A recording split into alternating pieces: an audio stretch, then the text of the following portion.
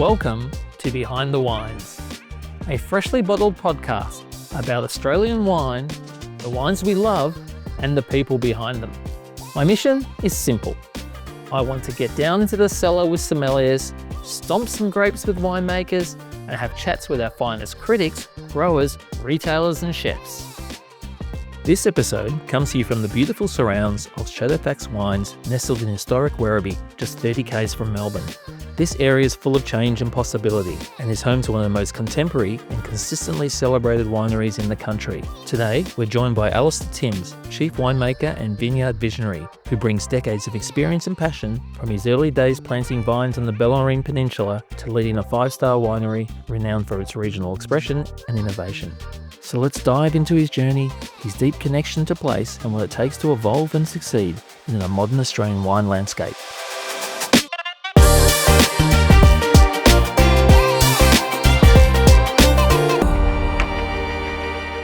Welcome to Behind the Wines, Alister. Oh, thanks for having me. Now, you started in the vineyard at age 10. What drew you to winemaking so early?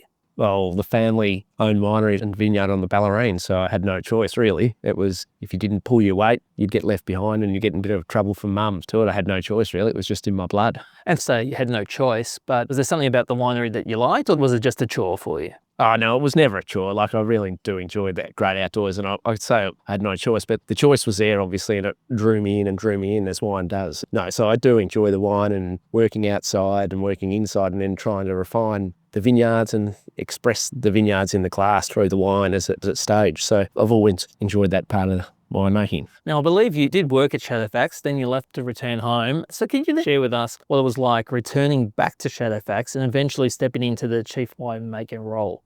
I did my first vintage here at Shadowfax in 2001, which seems like a long time ago now. We're celebrating our 25 years anniversary this year. So yeah, I've been here on and off here for, I think I've done 22 vintages now at Shadowfax, which seems like a lot. Anyway, I went back to the family winery on the Bellarine, worked with mum, and working with family is fun sometimes, but sometimes it not be fun. So I moved back, and the chief winemaker at the time, Matt Harrop, wanted me back, and I ran the vineyards for many years here at Shadowfax, and also the assistant winemaker, and became chief winemaker in 2017. And so the Macedon Ranges are now central to Shadowfax. What makes this region so special for you in terms of its Pinot Noir and Chardonnay? Well, I think it's just a beautiful part of the world, Macedon Ranges. It's the elevation we get up there, I suppose. It's just the purity and length of hang time we get in the vineyard. I think that's the key to it, I suppose. So it's the most southern part of the Great Dividing Range. And so it is the coolest place in mainland Australia to grow grapes. And that's what I like about it. You know, we do things in the vineyard that you can't do in other parts of the world and other parts of Australia. And it was often in these cool years, like between 21 and 23, we're doing things that were unheard of in other parts of the world and Australia. But the purity of flavour, the poise of Pinot Noir, and the power of Chardonnay is what draws me to Macedon Ranges. And so when you talk about elevation, can you tell our audience, what's up there? Our vineyards in Macedon Ranges start at about 550 metres for us, which is our mid-hill vineyard near Romsey, and then our Little Hampton vineyard, which is at about 720 metres. So it's a big difference. Some people say every 100 metres you go up, it's a week difference in picking time. And that can be the case. So it is really cool. We're the last to pick Pinot often in those vineyards in the country, not just on the mainland Australia, because of those cool nights and lovely long autumn that we get up there. And Little Hampton Vineyard has seen huge expansion. What's the vision behind that? Well, when we first looked at the site, we were looking to buy a site in Macedon. We've been making wine out of Macedon for 25 years. We never actually owned any land up there. So we were leasing vineyards and we were buying some fruit. And so we'd leased or work with about 7 different vineyards in Macedon. So we just sort of knew what we were doing and what we were looking for. And when this site came up for sale in 2013, we jumped at the opportunity, because as soon as we walked onto that vineyard, we could feel the soul in the earth and the purity of soil, the elevation, the coolness of site, and just how special that site was. And that's why we've expanded it from a small 5-acre vineyard to nearly 50 acres of vines now. So we really do think that site's going to be exceptional. That's great. How does Shadowfax balance innovation with its strong sense of place? A lot of our winemaking techniques are pretty old school. Like, we don't do anything too exciting in the winery, for instance, but we do it all in the vineyard. So we work very hard in the vineyard. I grew up in vineyards and ran Shadowfax vineyards for many, many years. And so having that vineyard background, all the work's done in the vineyard. And if you get that right, the job in the winery is easy. You know, we pick everything by hand, we prune everything by hand, you know, even down to the Pinot Noir, for instance, we pick it into small 10-kilo crates and we bring it down here to the winery at Werribee, and so it doesn't get bruised at all, so it's pure when it gets in. And then just simple open ferments, destemmed, and let the wine express themselves by trying to keep the vineyard, the soul, or the main ingredient, I suppose, into the wine. So you think improvement's always going to come from improvements at the vineyard? Oh, definitely. I mean, we do a few little things that are a bit different in the wineries. In cooler years, you know, we may, for instance, Chardonnay, we did some malolactic fermentation, which we don't usually do, but in cooler years, we change a little bit and adapt. And the beauty is we're small enough in the winery, we can taste every barrel every 2 weeks, so we don't lose our focus, I suppose, where we want the wines to go. And so what do you look for when crafting wines that reflect both terroir and your own winemaking philosophies? I think purity and poise and deliciousness. You've got to remember the wine, everyone wants to drink it and enjoy it at the end of the day. So, and our job as winemakers, I suppose, is trying to get that vineyard to taste where it comes from in the glass and through the wine. So don't want to try and lose focus on that. So that's why our winemaking team and vineyard team is very small, and everyone in the winery and vineyard can do both jobs. So our viticulturalist, for instance, he travels to Burgundy and he's worked in cellars in Burgundy, so he understands we're trying to get to in the winery. And obviously I grew up in vineyards, so I understand them as well. So it's a good connection between the two, and I suppose that's one thing that we try and do. Tell me a bit more about your Chardonnays and Pinot. So Chardonnay, for instance, you know, we want that drive and purity, which we get in the Macedon Ranges. Because we have such a long hang time up there, you know, we get this big amounts of flavour, but with lovely acidity because we're ripening in the coolness of autumn, not in the heat of February. We often don't pick those vineyards till the end of April, sometimes into May. So we really are ripening in that cool part of the year. So we're getting lots of flavour, but lots of minerality and drive and purity. So I think Macedon Chardonnay and Shadowfax Chardonnay, you'll always find that depth of flavour in Chardonnay. We're not scared. Chardonnay is supposed to have flavour, so we like ripeness, but we like minerality and drive, so, and complexity as well, and all the other things, and viscosity and a bit of grip in Chardonnay. We like that. We try and chase that a bit as well, but that often reflects the site. We don't do too much different. We wild ferment the Chardonnay, so the vineyard does what it wants to in the winery, I suppose. And what about Pinot? In Macedon Ranges, for instance, we like that purity of fruit character because it is such a cool site, the elevation. So we like that purity, once again, those blue fruit notes, lacy fine tannins. You know, it's always, I've got to smell good, of course, because that's the first thing you smell. You know, you smell it and go, it's got to smell good. So yeah, that lifted fruit, those violets, those floral notes, blue fruits, that's what we sort of chase. And the cool sites where our vineyards are, that's what happens. Our job as winemakers is trying to keep those purities and lovely florals and violets in the wine, so don't lose them. We don't work our ferments very hard. We're very gentle in the winery, just to try and get those lovely lacy tannins and finesse in the Pinot Noirs. So in terms of your whole production, you've really got quite a diverse range of parcels of land for your vineyards, haven't you? Because for instance, down here, when do you start the process? Yeah, so down here at our Shadowfax Winery in Werribee, you know, often we start picking this vineyard here in February. Halfway through Feb this year, it was quite warm, quite dry in 2025. So, and then late April, sometimes this year we picked Chardonnay and Pinot from Little Hampton into April, you know, late April. So yeah, it can be a long harvest, but the beauty is all the fruit's not coming in on one day. So it does give us time, and we're not over our heads with grapes in one day. Also, we get a little bit of stuff out of Geelong. My mum still has a vineyard on the Bellarine, and so we buy Geelong Pinot and Chardonnay and Pinot Gris from mum. And so that often comes in, because it's a very maritime site, that often comes in early. So that comes in February into March. So yeah, it does give us a little bit of time. And I think the time would be great for your management flow, so I can see why, as a winemaker, that would be a good thing.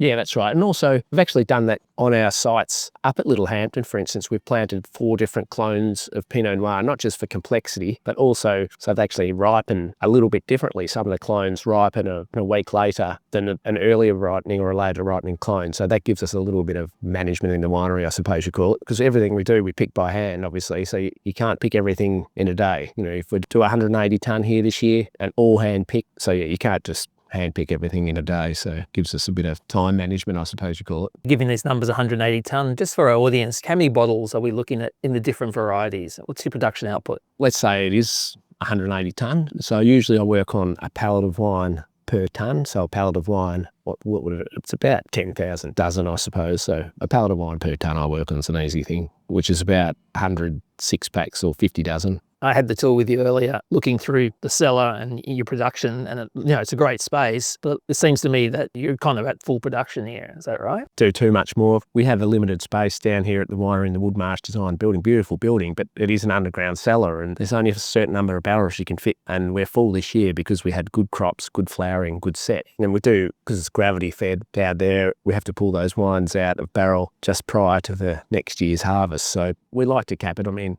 we're trying to focus on quality rather than quantity, I suppose. And for those who haven't been down here, it's really a hidden gem in Werribee. It's an amazing facility. As you were saying, it's architecturally designed. It looks really, really schmick. And being so close to Melbourne, how important is that accessibility for your wine tourism and education efforts? Oh, it's massive. A lot of our customers at Shadowfax are on the west side of Melbourne because we're their winery. There's no other wineries this close to Melbourne, especially the west. We have over 2 million people live within 20 minutes of Werribee Shadowfax Winery. So, and over the years, as I was saying, I started here in 2001, I've seen the expansion of Werribee in the west, and I've seen the expansion of Shadowfax Cellar Door and the restaurant here expand with that. So we serve over 1,000 customers, food customers here, for instance, every week now. And that's a huge part of our business. And that one-on-one interaction with at the cellar door and the enjoyment people have here, I love seeing them eating food and sharing memories and drinking Shadowfax wine because it's a memory, and those things are very important and priceless. If they're having fun here and enjoying, they might see Shadowfax on a wine list next time they're out in Melbourne.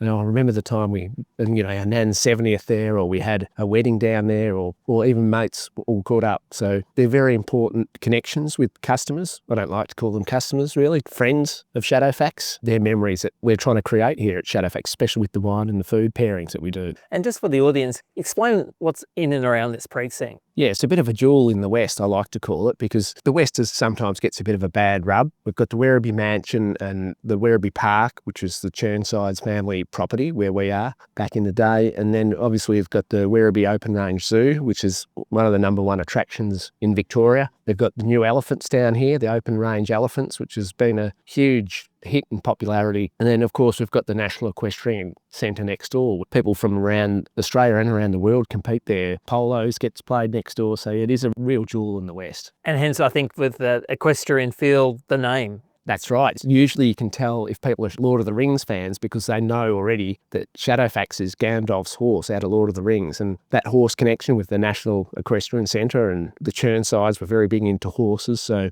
yeah, that's where the name came from. Yes, I must admit I'm a big Tolkien fan, so Shadowfax immediately gives me a smile. So Shadowfax is actually celebrating 25 years. Congratulations. How's the winery evolved in that time? We've definitely evolved in the cellar door experience here at Shadowfax. We've gone from just having just a pure wine tasting experience to now full restaurant, open 5 days a week and lots of functions, and I've seen that expand. But also the way we make wine has changed a bit. We used to source Chardonnay, for instance, little parcels of Chardonnay from the best parts of Victoria, for instance. We used to get Chardonnay from Gippsland and Yarra Valley sometimes, and Geelong, and obviously Macedon Ranges. But now we really have found what we think is the best place to grow Chardonnay, and that's the Macedon Ranges. So we've seen that over the years. The other thing, we used to have the oldest vineyards in Heathcote. We had 3 vineyards that were planted in the late 60s and early 70s, and I ran those for 10 years, but got trickier and trickier to grow those grapes and run those vineyards, especially during the millennial drought. So 10 years of drought between 2001 to 2009. They were pretty tough growing conditions. And so we sold those vineyards in 2010 and we bought the vineyards in the Macedon Ranges. So one of the hottest places to grow grapes and to virtually the coolest place to grow grapes in Australia. So that gives us more options, and that's been so exciting to watch that journey. So what role has judging wine shows played in your own development and approach? Yeah, that's a good question. I like to try wines extensively, and I also enter wine shows, our wines. I like to let peers look at our wines and judge them. And yeah, I have done a fair bit of judging over time. I've judged at the Melbourne Wine Show and the Queensland Wine Show and the Halliday Chardonnay and Cabernet Challenge, and they've all been great. Judge with great palates. It teaches you where your palate is compared to other people and where your wines sit and other people's wines sit in the wine spectrum and the wine world.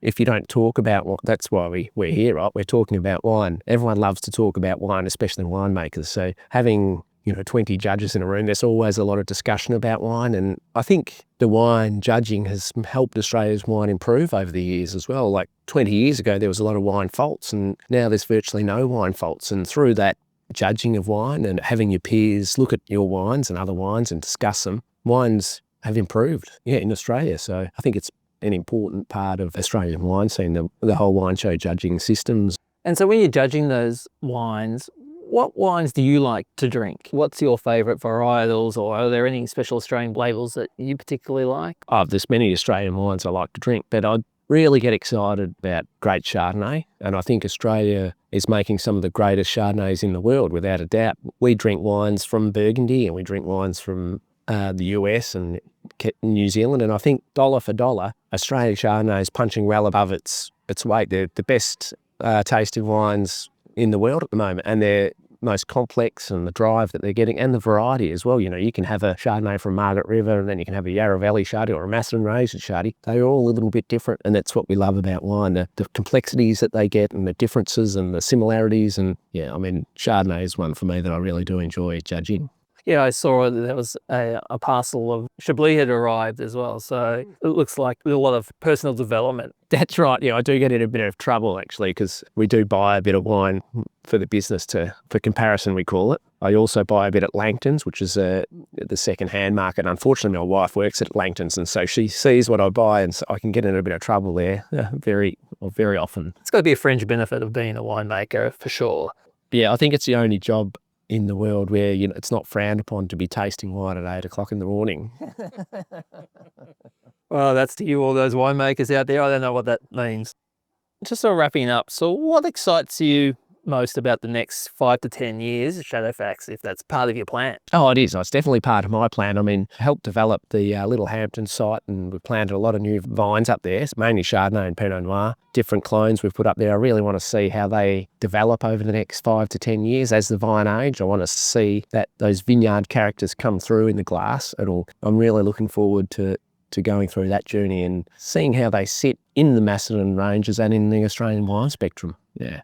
Oh, it's been great being down here. Looks like things are all firing up for the lunch crowd down here. And yeah, thanks for sharing such a thoughtful look into your journey and the evolution of Shadowfax. But before we wrap up, it's time to get to know you a little differently with our rapid fire round I like to call half glass full. Oh, right. All right, are you ready? Oh, well, I don't know. Let's find out if I'm ready or not. Okay, red or white? White's before red. One wine region you haven't visited but want to? That is a good question. I've visited a few, probably the Rhine. I haven't been to Germany, so probably the Rhine. Winemaking soundtrack, what's playing in the background? Well, it's a variety. We listen to community radio. PBS is on all the time, so you never know what's going to pop up, but we really do enjoy that. Best part of your job? I think it's enjoying wine with friends and customers, yeah. Vineyard or cellar? It depends on the day, really. If it's cold and rainy, I'll be inside, but if it's a beautiful day, vineyard every day of the week. Pizza or pasta? Oh, definitely pasta for me. Ben makes a lovely gnocchi here, actually, so handmade gnocchi for me. Who would be your dream dinner guest? That's interesting. I've been asked that. Probably Marilyn Monroe, because, I reckon you'd have fun with her and you'd have some good conversations. One word to describe Shadowfax? Forever young. What's the most common question guests ask you at the cellar door? What's your favourite wine is usually the number one thing they ask. And do you have an answer for that? Yeah, I do. It's our Chardonnay in the whites and Pinot Noir in the reds. Most underrated part of running a winery? I think the variability in your job. I'm out in the vineyard one day, and then I'm in the winery the next, and then I'm doing podcasts with you, and then, I'm doing events and consumer events and things like that. So it is the variety, and it's that journey from vineyard to end product and to selling it. So it's a whole journey that is the best part about it. Favourite time of the year in the vineyard? Oh, definitely harvest. We get a bit, usually it's at the start of harvest because you're still fresh, but at the end of harvest you get a bit long in the tooth and a bit grumpy. But so probably middle of the harvest, I'd say. So it probably leads into my next question. What's harder, harvest or hosting? Harvest is probably easy. I reckon hosting I do still get a bit nervous. The vines don't worry, but yeah, people are people, right? Wine and cheese or wine and oysters? That's a good question. I'm a fisherman, so yeah, I'd have to go wine and oysters. Yeah, I would go that too. The one dish that pairs perfectly with your Chardonnay? Purity of Chardonnay from Macedon goes well with scallops. And the last question, Frodo or Sam, who is the real hero of Lord of the Rings? It's got to be Shadowfax. Come on. Yeah, well, Gandalf wouldn't have got anywhere without Shadowfax, so we'll leave it to the audience to determine that. Alister, thanks so much for your time today. I really appreciate you taking me around. It's an amazing establishment, spending some time with us, getting to know you and your wines, and I look forward to lunch and tasting some more. Yeah, let's get stuck into the fun part, having some wine and food. Thanks for having me on. Yeah, you're welcome. And that's a wrap for this episode of Behind the Wines. A huge thank you for joining us. Your support means everything. Like a good wine, the best stories are meant to be shared. So make sure you subscribe on your favourite podcast platform, leave a comment, and let us know your thoughts on our socials. And go to our website for some more stories, special offers, upcoming events, and exclusive content. And special thanks to PS Wine Selections for your ongoing support. Until next time, cheers.